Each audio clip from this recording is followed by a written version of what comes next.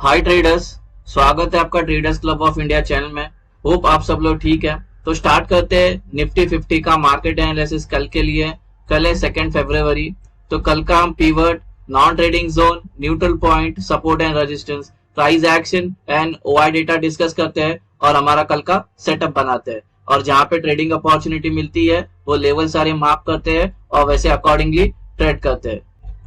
Guys Nifty 50 की बात करें तो आज 28 पॉइंट की हमें गिरावट देखने मिली है। ठीक है, जैसे एक्सपेक्टेड था वैसा बजट निकला नहीं, काफी बोरिंग बजट था, साइडवेज थी मार्केट। ठीक है, इनफैक्ट हम आज 28 पॉइंट से गिर गए। ठीक है, हालांकि ये इंटरिम बजट था। अब अगर अभी जो इलेक्शन होगा उसके बाद जो गवर्नमेंट आएगी वो जो बजट होगा वो शायद जून में होगा या जुलाई में होगा, तो उसमें हमें एक अच्छी खासी मूवमेंट देखने मिल सकती है। लेकिन आज तो कुछ हुआ नहीं। इनफैक्ट अभी जो हमारा प्राइमरी ट्रेंड है वो अप ट्रेंड है और इंटैक्ट है, कोई भी वीकनेस नहीं है।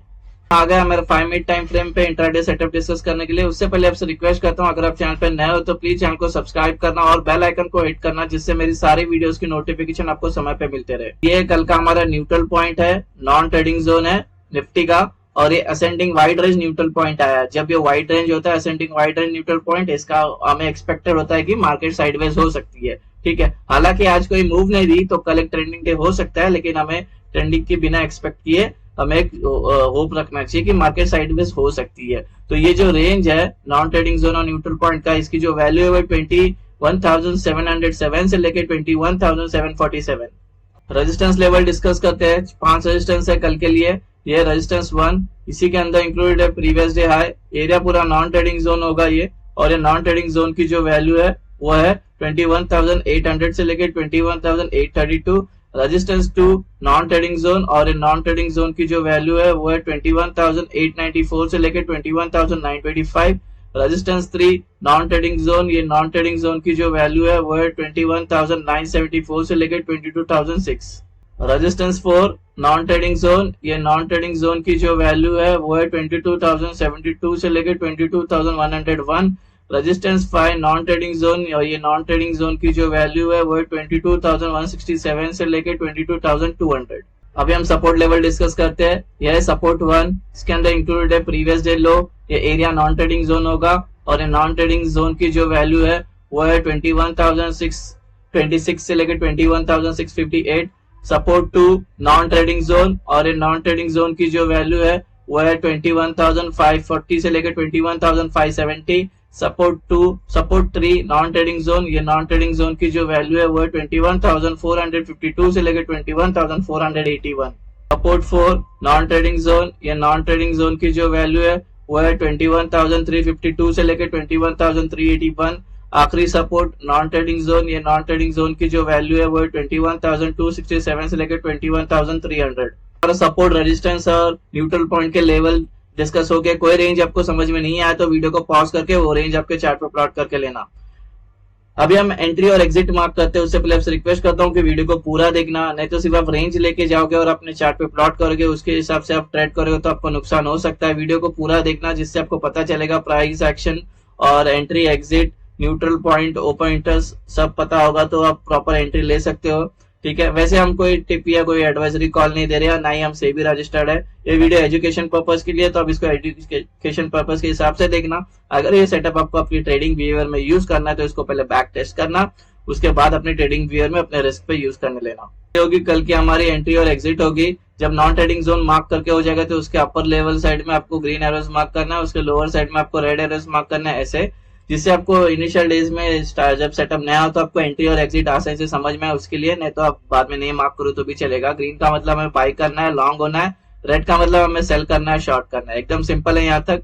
अभी हम अपने level gap up, gap down और फ्लैट ओपन का डिस्कशन करते तो पहले फ्लैट ओपन देखते हैं। फ्लैट ओपन मतलब आज जहाँ पे क्लोज होगी, कल अगर मार्केट वहां पे ओपन होती है तो उसको फ्लैट ओपन बोलते हैं। ठीक है, तो हमारे ट्रेड लेने के 2 रूल है। तो रूल नंबर 1, पहले प्राइस को नॉन ट्रेडिंग जोन पे होना चाहिए। ठीक है, प्राइस नॉन ट्रेडिंग जोन पे होगी, उसके बाद ही हम कुछ कर सकते हैं। ठीक है, तो कैसे एंट्री लेना, अगर यहाँ पे ओपन होती है तो प्राइस को पहले नॉन ट्रेडिंग जोन में आने देंगे। ठीक है, और यहाँ पे आती तो रूल नंबर 2, उसके बाद क्या है, हमारा 15 मिनट सस्टेन करनी चाहिए। 15 मिनट है, उसके ऊपर कितने देर भी सस्टेन कर लेती है। उसके बाद ऊपर का ब्रेकआउट करता है तो ऊपर का ट्रेड, नीचे का ब्रेकडाउन करेगा तो नीचे का ट्रेड। सेम अगर यहाँ पे ओपन होकर यहाँ पे आके उसको एक सपोर्ट मिल जाता है और यहाँ पे टाइम बिता देती है 15 मिनट के ऊपर, उसके बाद ऊपर का ब्रेकआउट करे तो ऊपर का ट्रेड, नीचे का ब्रेकडाउन करेगा तो नीचे का ट्रेड।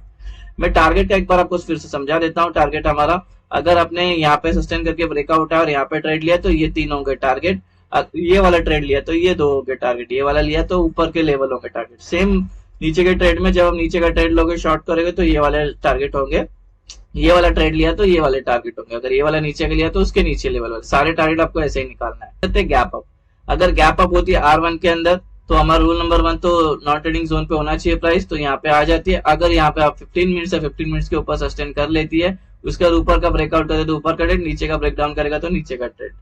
अगर ये गैप अप होने के बाद गिरना स्टार्ट करती है या और ऊपर जाती है तो बिना यहाँ पे कंसोलिडेट किए हुए तो हमें वेट करना है रूल नंबर 1 के प्राइस को नॉन ट्रेडिंग जोन पे आने देना है। एग्जांपल के लिए गैप अप होती है और गिरना स्टार्ट करती है और ये वाले नॉन ट्रेडिंग जोन में इसको एक सपोर्ट मिल जाता है और यहाँ पे ये 15 मिनट या 15 मिनट के ऊपर सस्टेन कर लेती है, उसके बाद ऊपर का ब्रेकआउट करे तो ऊपर का ट्रेड, नीचे का ब्रेकडाउन करेगी तो नीचे का ट्रेड लेंगे।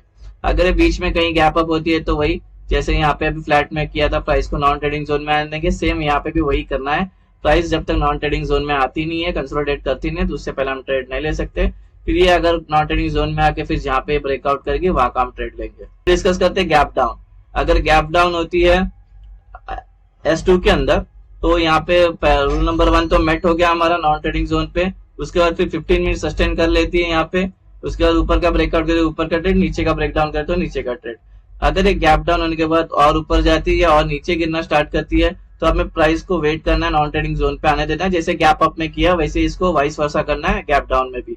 तो ये गैप डाउन होती है यहाँ पे और ये ऊपर आती है, फिर इसको यहाँ ये नॉन ट्रेडिंग जोन में आके प्राइस रुक जाती है और इसके अंदर 15 मिनट या 15 मिनट के ऊपर सस्टेन करती है, उसके बाद ऊपर का ब्रेकआउट करे तो ऊपर का ट्रेड, नीचे का ब्रेकडाउन करेगा तो नीचे का ट्रेड लेंगे। अगर एक गैप डाउन यहाँ पे होती है तो वही प्राइस को पहले नॉन ट्रेडिंग जोन में आने के बाद consolidation 15 minutes, more than 15 minutes, उसके बाद जहाँ पे ब्रेकआउट करके वहां का ट्रेड लेंगे। गाइज हमारा गैप अप, गैप डाउन और फ्लैट ओपन का डिस्कशन हो गया। अभी ओपन इंटरेस्ट का डेटा डिस्कस करते हैं। लेकिन गाइज ओपन इंटरेस्ट का डेटा डिस्कस करने जैसा कुछ नहीं, आज एक्सपायरी था निफ्टी की और बजट भी था, तो जितने भी हमारे कॉन्ट्रैक्ट थे कॉल राइटर्स और पुट राइटर्स ऐसे सब एग्जिट हो गए, सब सिंगल डिजिट पे, कोई कोई 0 पे है, तो अभी तक कोई बिल्डअप हुआ नहीं। तो कल 1 घंटे में या आधे घंटे में बिल्डअप होगा तो उसके अकॉर्डिंगली हम एक व्यू बना सकते हैं कि प्रेशर कहाँ पे कॉल राइटर्स का पुट राइटर्स का। अभी कुछ प्रेशर समझ में नहीं आया क्योंकि सब कॉन्ट्रैक्ट एग्जिट हो सकते हैं।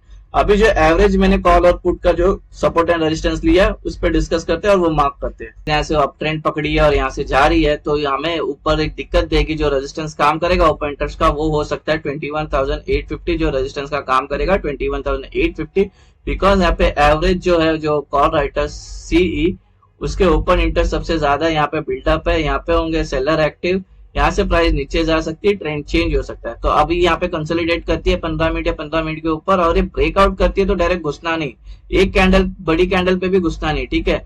2 ग्रीन कैंडल बनती है, ठीक है, या तो फिर 3 ग्रीन कैंडल बनती है तभी एंट्री, छोटे छोटे कैंडल बन रही रहेगी ना तो 3 ग्रीन कैंडल, बड़ी 2 ग्रीन कैंडल में एंट्री मारना। इससे रिलेटेड मैंने एक वीडियो बनाया ब्रह्मास्त्र स्ट्रेटेजी, लिंक डिस्क्रिप्शन में, वो सेफ एंट्री मैंने वहां पे बताई है, वो वीडियो एक बार देख लेना, ठीक है। वो मैं आगे स्टार्टिंग में वीडियो में बताना भूल गया कि वो वीडियो देखना बहुत जरूरी है। उसके बाद इस वीडियो पे आओगे तो आपको ज्यादा इजीली समझ में आएगा, तो उसके बाद ही एंटर मारना, ठीक है, सेफ एंट्री देख के। अगर नीचे की बात करें तो प्राइस अगर नीचे आ रही तो हमें ओपन एंटर का जो एक सपोर्ट हमें फेस करने मिलेगा जो है 21,600, ठीक है। यहाँ पे लग के प्राइस ऊपर जा सकते हैं। इधर भी अगर प्राइस कंसोलिडेट करके ब्रेकआउट करती है तो 3 रेड कैंडल के वेट करना या 2 रेड बड़े कैंडल के वेट करना, एटलीस्ट वो यहाँ तक तो टच करेगा, हमारा टारगेट देगा, ठीक है। उसके बाद आप एंट्री मारना, ठीक है, सेफ एंट्री। तो यहाँ पे सबसे ज्यादा जो पुट राइटर्स के जो ओपन इंटरेस्ट है वो सबसे यहाँ पे बिल्डअप है, यहाँ पे होंगे बायर्स एक्टिव, इसको लग के प्राइस ऊपर जा सकती है, ट्रेंड चेंज हो सकता है। गाइस ये हो गया हमारा कल का इंटरडे सेटअप। होप आपको सेटअप पसंद आया तो वीडियो को लाइक शेयर और सब्सक्राइब जरूर करना। मिलते हैं नेक्स्ट वीडियो में। Thank you very much for watching, have a great